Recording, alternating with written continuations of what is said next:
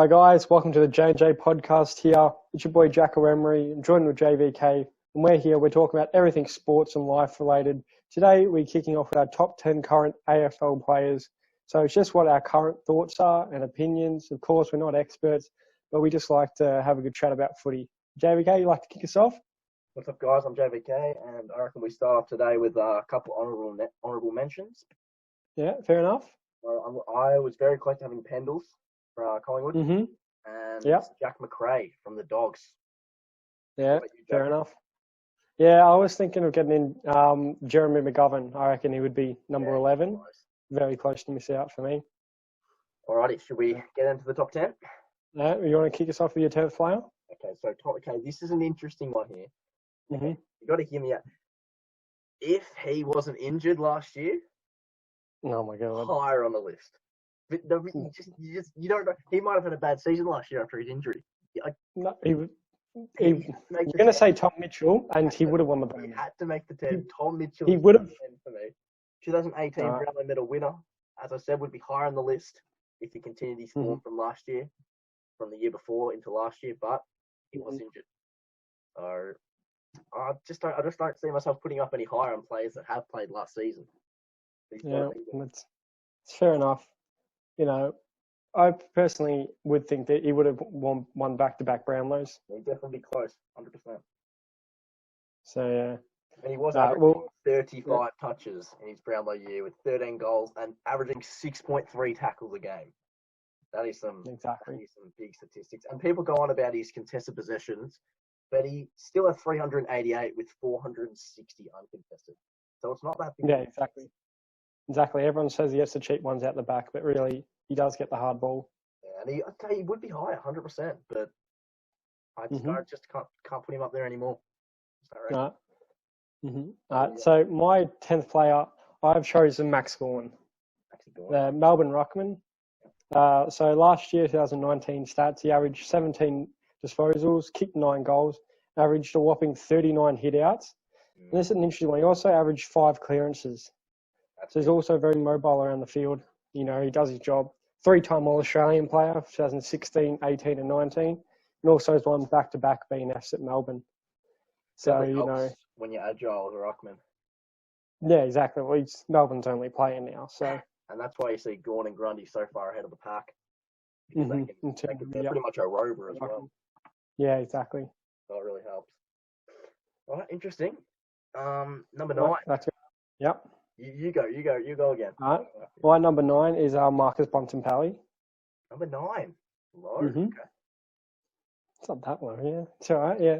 So last year he averaged 26 touches with 12 of them being contested, kicked 15 goals, 5 tackles, 5 inside 50s, 6 clearances, and he's got 2 Australians. He is quite young, so definitely will. Very good. I think he will be a top 5 player in 3 years' time or so. 100%.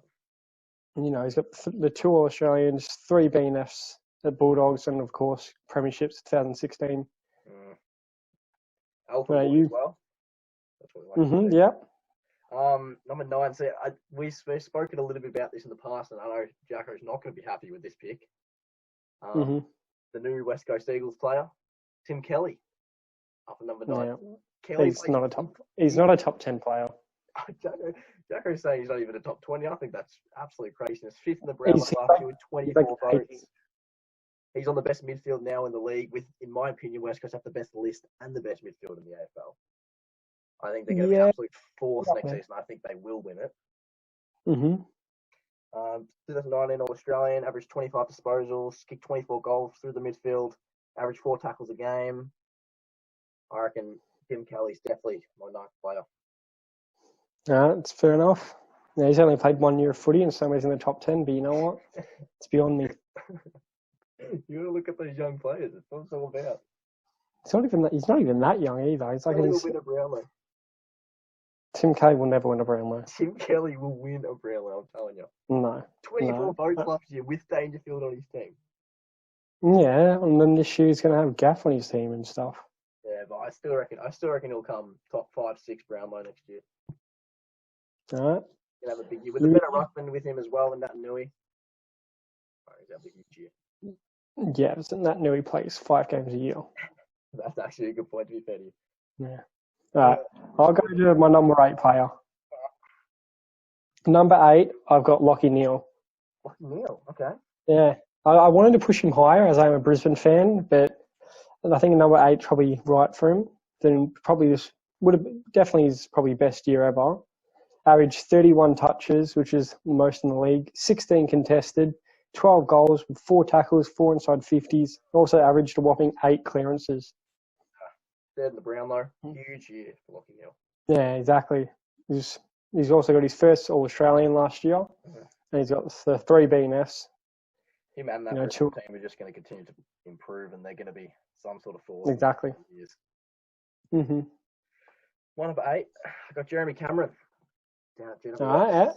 Yeah. So the Coleman Medal winner with 67 goals in the regular season. He's one of those forwards that you don't get through often that can bend down and literally play like a small forward as well. He's quick, he's agile, and he's pretty much unstoppable. So last season he averaged 16 disposals for a key forward, and to put that into perspective, Matthew Lloyd's most disposals in the season, the legend Matthew Lloyd, was 15.6, and Buddy Franklin, who arguably is a top 3 best forward in his prime ever, averaged 17.5. So very good numbers. Really? That's interesting. I did not know that. Yeah. Had a big year with 31 contested marks, and a big year last year. I think he's going to continue to improve. Oh, definitely. 100%. Yeah, so if say moved on to number 7, I've also got Jeremy Cameron there, so I don't really need to go through stats. Well, there you go. We just switched it around, we would have had it. So one thing that Lachie Neale this year to win the Brownlow, and I was close. Yeah, he was close. Yeah, maybe Zorko didn't play. Maybe got injured for half the year. Lucky him, we've had a couple more votes. You never know. 100%. The thing about Jeremy Cameron though, in his 10 years of playing at GWS, 8 of them he's won the GWS leading goal kicker. Yeah, that's crazy. Has he been there for 10 years? Yeah, I think so. That's mental. Yeah. Well, he's definitely been a dominant force, and I would comfortably say their best player. I'd say comfortably best forward in the AFL as well. Yeah, best forward, yeah, definitely. 100%. Would you like to take us to number 6, Josh? Number 6 is gonna rev some people up, I reckon. No. It's a Richmond player. No, and it is Dustin Martin at number 6. Doesn't crack the 5. This is very controversial. No, just stop. 6 in the Brownlow last year with 23. 2 Norm Smiths, which one shouldn't have been given. Was selected in the 2018 Australian team, but controversially not in the 2019. For me, if all players are at their best, Dusty is the second best player in the league behind Buddy. If Buddy's at his best, he's always going to be the best. But he isn't on a consistent level as much as the guys who are above him at the moment, in my opinion. But don't get me wrong, he's a superstar, but I just don't. Yeah, I think that's crazy. As you'll hear later, I've got Dustin Martin a lot higher because in a given game, he is the best player in the competition. He will break open a game better than anyone else. That's why I said second best for me, but he doesn't do it as consistently as some of the other players above him, in my opinion. So he doesn't get more recognition than me, and he doesn't have the defensive game. 56 tackles only last year, which was only an average of 2.3 tackles a game.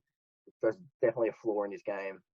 That if he can improve that, then maybe he'll go off on my list. No, fair enough then. My number 6 was Tom Mitchell. So I've already heard about him before. He's a lot better than what Josh had him at, considering before he did get injured, was averaging 35 touches, with 16 of them being contested. Did get the 13 goals as well, 6 tackles with 5 inside 50s, also averaging a whopping 8 clearances. I could see him win the Brownlow once or twice in the future. I think he definitely will, considering he's already got 2 All-Australians, 2 BNS, 1 Players MVP, which I would consider to be, up there with one of the best medals you can win, considering it's voted by your fellow players. Yeah, 100%. Yeah, and also he's won Brownlow. Yeah, he's going to be, him and Hawthorn, in my opinion, will be a force next season. I see Hawthorn a great year. Definitely. Especially in the round 1 where they made Brisbane look stupid. Yeah, they looked good. They did. Players like... He doesn't have players taking votes off him too much in that team. They have great players, but not those midfielders and those superstars that are going to steal votes. Yeah, I think James Worpel 2 or 3 more years, and then he will be one of the best players in the competition. I think for now, yeah, still definitely developing, and will be a superstar in the future. 100%. For now, yeah. I'm thinking that they finished, 9th or 10th or something on the ladder without Tom Mitchell in. Yeah, they looked promising near the end of the year last year. Yeah, exactly. They, knocked up West Coast in the last round, cost them, their home final, their second chance. They ruined Essendon's finals. They ruined Essendon's finals. For sure. Made GWS look silly down in Canberra. The Clarkson special down there. They, in my opinion, have the best coach in the AFL still. Oh, yeah, he's the best coach of all time. I reckon he's definitely be top 3. I'd say best of all time. Yeah, I'd say best of all time. But, that's definitely for a later podcast we can discuss that. That'd be an interesting one, that one. 4 premierships, it's hard to argue with. Yeah, exactly. It's very hard to argue with. All right, so as we've reached halfway through our top 10 list, we thought it might be a good idea to go through some of our most underrated players in the AFL. So, VK, have you got any players you reckon are underrated? As we said earlier in our honourable mentions for the top 10 players in the AFL currently, I had Jack Macrae from the Bulldogs nearly slipping in there. And Macrae, for me, he was selected last year in the Australian team, and he's regarded as a good player, but for me, he isn't regarded as high as he should be. He should be regarded as one of the best ball getters in the AFL. He's up there with the likes of Tom Mitchell in terms of getting the ball. Definitely wouldn't say he's better than him, but I reckon he deserves more respect. And he definitely runs that midfield with Bontempelli at the Bulldogs. Yeah, fair enough. Who would you say? My underrated player, I'd have Jared Lyons from Brisbane. Last year averaged 24 touches with, he's averaged 24 touches in the last 3 seasons in a row. So he's starting to build that consistency to his game after he was delisted from Gold Coast. With 12 of them being contested, also kicked 14 goals last year with 6 tackles and 6 clearances. So now, if you can compare that to before with Marcus Bontempelli, he averages only 2 less disposals, has kicked only 1 less goal, he gets more tackles, and has the same amount of clearances. That's interesting. So you think how highly rated Marcus Bontempelli is, and Jared Lyons is not far off him. There's a few players like that at Brisbane, actually, the likes of Zorko as well, who just don't get the recognition they deserve. Exactly. Zorko in the Brisbane final series, that unfortunately they didn't win any of their games, but he was comfortably Brisbane's best player in my opinion. Him and Hodge were the only players that I think could walk out of that final series saying that they had good games, and probably Neil. He's going to continue being a leader for that young group, and they're going to be very, very scary in the next few years. Exactly. Also, we thought it'd be a good idea to a what-if scenario.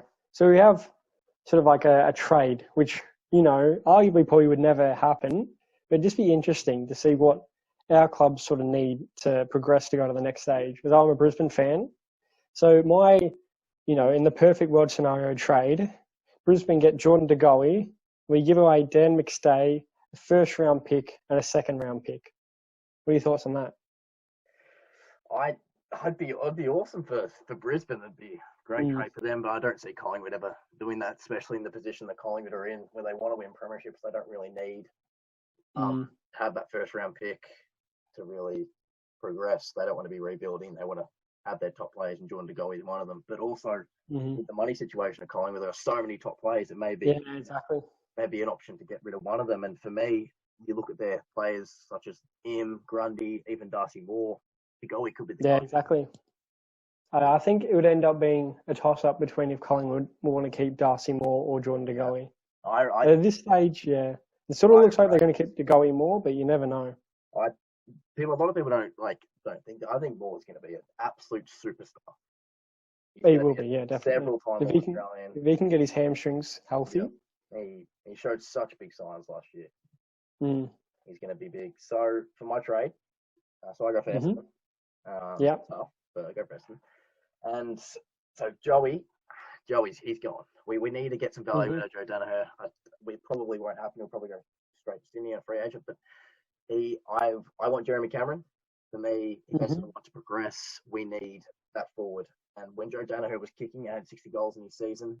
our forward line looked good, but without our forward line, Essendon just struggled. We need a lot of things, to be completely honest with you. I would I'd go Danaher, and I'd go big. To get someone like Jeremy Cameron, you're going to have to go big. We've got a few. Our midfield is mediocre, but I'd say get rid of Zach Merrett as well for a player like Jeremy Cameron. It's a big, big trade. It's definitely interesting. I think we need to get rid of those two for Jeremy Cameron. What are your thoughts? That's definitely interesting, considering how good Zach Merrett has been for you over the last couple of years. Considering he is still only 24 years old, and has won 2 of your last 4 best and fairnesses. Really coming through. Like a Stringer even in there. Yeah, I think Stringer would have a lot of value, considering he is still young. He's going to be. He was probably our second, third best player last year. And if any of you guys watched round 1 against Fremantle, he tore Nathan Fyfe apart. He played the role just to get in his head, rough him up, and Nathan Fyfe was scared of him. And if he can play like that all season, he could have huge value. Yeah. Stringer's still 26 years old, and considering, I think he's always that what-if talent. We know he's got the talent. 100%. Exactly. It's just, can he get back to that, Bulldogs days in their premiership year during that last half a year? X factor after X factor. They don't have a consistent core of players that are going to do it week by week. Exactly. That's been Essendon's problem for years now.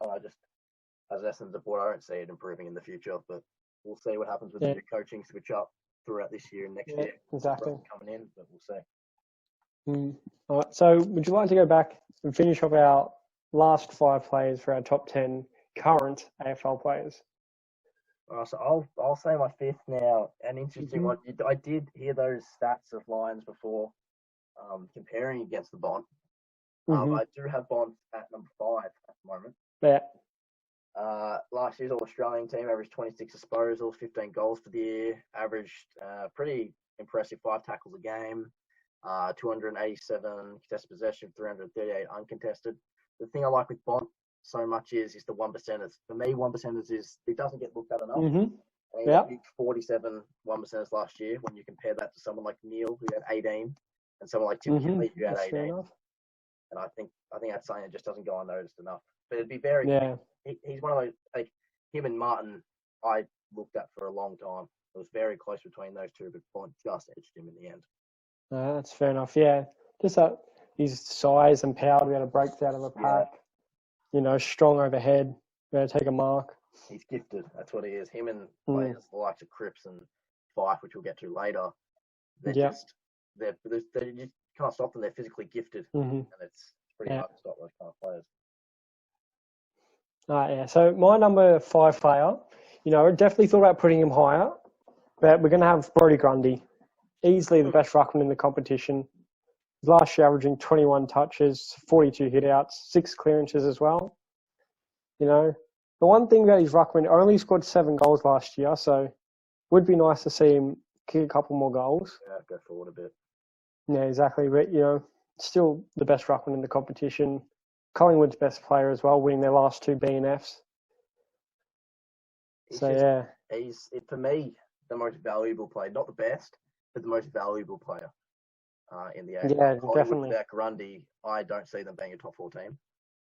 But I don't think so. Brodie Grundy, you throw just a mediocre ruckman in there. I just don't think he's a midfielder as well as the ruckman. And exactly. Get forward a bit more, he could. I could see him improving even more, even if that's possible. All right, definitely interesting. Number 4. Number 4, a lot of people have this man higher, but you look at the top 4 or 5 players, and it's very close between them. Yeah, exactly. There's not much separating the top 5. Yeah, and it's no disrespect to be down at 4 and 5. So I have Cripps at 4, actually. So all right, yeah. Last year in a very bad Carlton team, had 26 votes, which is extraordinary. Yeah. In a lot of other Brownlows, 26 could win it. In the year Adam Goods won, he had 26. So that shows the quality of the AFL right now as well with their top players. Yeah. In the last 2 Australians, averaged 28 disposals last year, 13 goals, averaging incredible 6 tackles a game with 340 contested possessions to 225 uncontested possessions. That ratio is pretty remarkable. Yeah, I definitely think he'll win, 1 or maybe even 2 Brownlows by the end of his career. If Cripps was at a better team, he would have retired. Yeah, exactly. Right now. Oh, yeah, I think if Cripps moved away from Carlton, he would be a premiership player and would be a Brownlow medalist. Or if Carlton just improved. Yeah, but I don't see it happening this year, maybe not even next year. No. Improve small amounts, nothing like what Brisbane did, but eventually, 3-4 years' time. But I reckon he wanted to leave by then. Yeah, I always thought that Patrick was going to leave, but he seems like that player. He's now the captain of the club. He's going to stick it out with them. I think he wants to take them to glory. It's fair enough. He's a very similar player to Bont. If you throw Cripps on Bulldogs, he is comfortably the best player in the AFL. Yeah. Like when you throw I would say on Carlton, then he's not as good as what Cripps is in Carlton. That's how I I would see that. Between those two. For my number 4, I've got Patrick Dangerfield. So averages 27 touches last year, 15 of them contested. Kicked a big 27 goals last year. Also with 6 inside 50s and 6 clearances. You know what's crazy? I never realised how consistent he actually was. He's got 7 All-Australians to his name, pretty much double than anyone else on this list. Yeah. From 2012 to 2019, only missed out in 1 year, which was 2014. That is crazy. That's a crazy start. Then his 2016 year definitely go down as, I think, will be his best year by the end of his career after he won the MVP for both players and coaches that voted, and also won the Brownlow. Imagine if Patrick Dangerfield could kick the goal.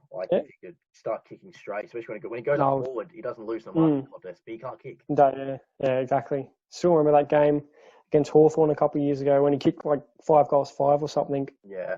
On one leg, pretty much. Players like him and Dustin Martin, if they can kick, when they go forward, they're definitely dangerous. Was in his prime. It's very hard to stop them. All right, that's a good pick. So I'll go to my number 3. My number 3 was Patrick Cripps. So we've already heard most of his stats. But the one key stat you did leave out was 9 clearances that he averaged last year. Yeah, exactly. So this dominates the game for Carlton. So who's your number 3? So I got Brody Grundy at 3. For me, as I said before, the most valuable player in the AFL. He was 7th for a ruckman. As a ruckman with 23 votes in the Brownlow last year. Yeah. To put his stats into perspective, his average disposals, 21 last year, which is only 5 less disposals a game than Jim Steins had in his winning year as a Brownlow winner. Yeah. And his hitouts, 1,022, which is an average of 42 hitouts a game. To also put this into perspective, one of the best ruckmans ever, being Cox, his best average only 29. So that's 13 more hitouts than being Cox, one of the best to ever do it. It's pretty incredible. You can definitely see how good Grundy is as a ruckman. 4.3 tackles, 64 one centers. It's some crazy stats. And he carries that Collingwood team, in my opinion. Yeah. You're definitely a good player. All right. So now we got down to our top 2 players here. So my second best player is Dustin Martin. So as you had him down a lot lower, I thought it was pretty insulting for a player like him. I'm definitely not a Richmond fan. Don't like him at all. But just you have to respect of how good he actually is, and when he's on, he is the best player in the AFL. Averaged 26 disposals last year, 11 contested. Also kicked 32 goals, which is more than any of the other midfielders on this list. With 6 inside 50s, only the 4 clearances. So his midfield time did drop last year. He did start playing more forward. But as you say, his 2017 year, definitely one of the best years I've seen of a player. Won the BNF, Players and Coaches MVP, Brownlow, Norm Smith, Premiership. It was the ultimate year for Dustin Martin, really. Absolutely. All right, so for me, number 2, be Paddy Dangerfield.